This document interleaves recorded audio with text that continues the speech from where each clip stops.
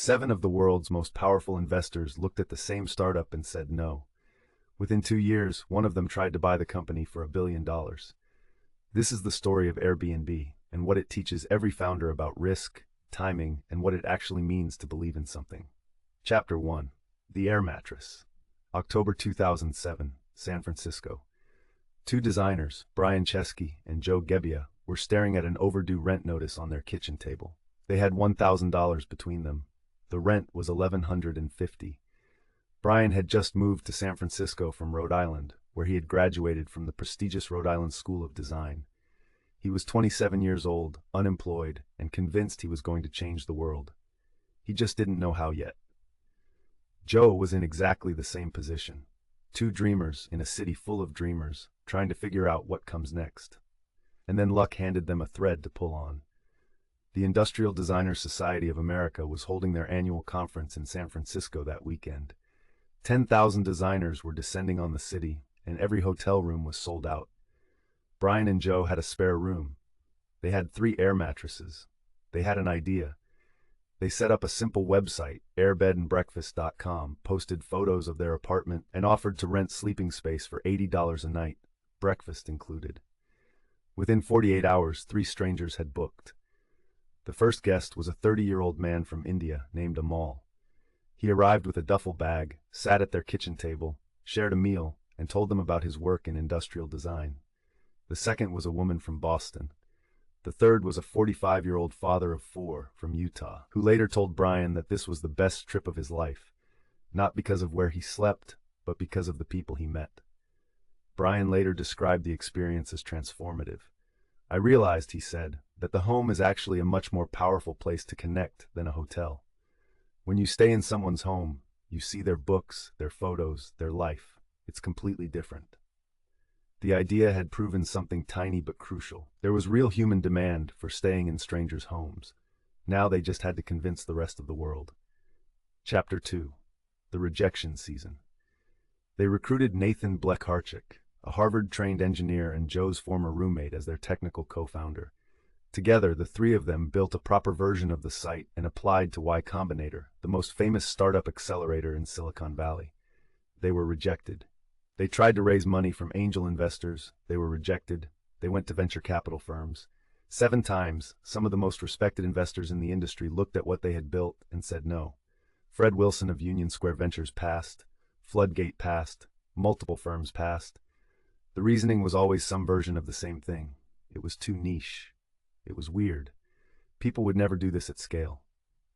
Homes are personal, private spaces. Nobody wants to sleep in a stranger's bed. The 3 founders regrouped. They were out of money, out of options, and running out of time. But they had one thing left: creativity. It was November 2008, the week of the presidential election. Barack Obama and John McCain were facing off in one of the most historic elections in American history. Brian and Joe designed 2 special edition cereal boxes. Obama O's, described on the box as the cereal of change, and Cap'n McCain's, described as a maverick in every bite. They ordered 500 of each, hand-assembled them at their kitchen table, and sold them at $40 per box to political junkies and novelty collectors. They raised $30,000, enough to survive. More importantly, this cereal hustle became their application to Y Combinator's next batch. Paul Graham, Y Combinator's founder, later said it was the cereal box that got them in. Not the product idea, the box. Because it proved something more important than the idea itself. It proved these founders would do whatever it took to survive. Chapter 3. The Trough of Despair. They got into Y Combinator, but even inside the accelerator, the conviction wasn't there. Paul Graham himself later admitted that when he first heard the full pitch, he thought it was crazy. He told the founders, "I hope you're right, because I'm not sure anyone else will believe in this." The numbers were brutal. Monthly users were tiny. Revenue was flat. The founders were maxed out on credit cards, collectively carrying tens of thousands of dollars in personal debt. They were watching their runway shrink month by month. Brian later called this the trough of despair. That valley every startup hits when the initial excitement is gone, but real traction hasn't arrived yet. The danger in the trough is not failure itself. The danger is giving up on the wrong side of the breakout. What kept them going was not investor confidence. It was a small community of hosts and guests who were having genuinely life-changing experiences on the platform. People who rented out their homes and reported meeting guests who became lifelong friends. Travelers who said it had made them see the world differently. That signal, small, qualitative, and impossible to put in a spreadsheet, was the thing that kept the lights on. Chapter 4. The New York Lesson. Then came the conversation that changed everything. Paul Graham sat down with the three founders and asked them one pointed question. Why isn't your business growing the way it should? They didn't know. So he sent them on a research trip that would become one of the most cited case studies in startup history. Fly to New York, he told them, and go door to door. Meet every single Airbnb host in the city in person. They went. And what they found was not what they expected. The listings were terrible. The photos were dark, blurry, and taken on cheap phone cameras. The apartments looked uninviting. Nobody would book a place that looked like the setting for a crime movie. The product wasn't the platform. The product was the experience. And the first impression of that experience was a terrible photograph. Brian Chesky rented a professional camera, went apartment to apartment, and personally reshot every listing in New York City. He spent hours in strangers' homes, framing their furniture, their art, their windows. The following week, revenue doubled. That single insight, that trust is built before the first booking, not after it, became the architectural principle of Airbnb's entire business. They built a professional photography program that eventually employed thousands of photographers in hundreds of cities. They understood something fundamental that their competitors never did.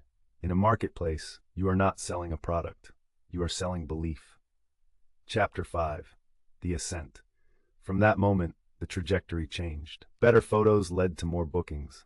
More bookings led to better reviews. Better reviews led to more hosts. More hosts led to more travelers. The flywheel started to spin. And then the financial crisis deepened, and what had seemed like a liability became an asset. Families needed extra income.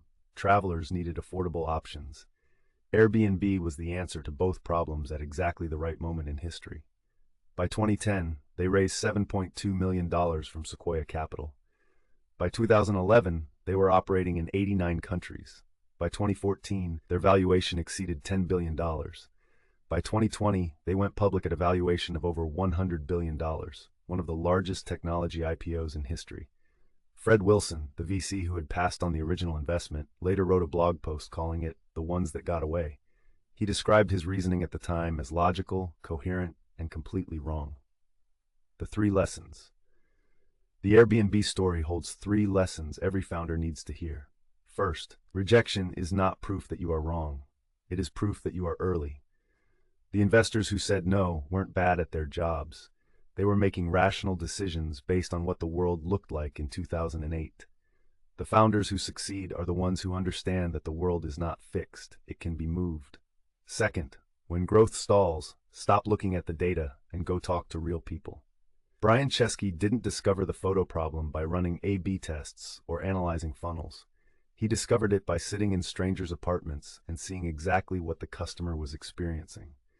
The most important information is always in the room, not in the spreadsheet.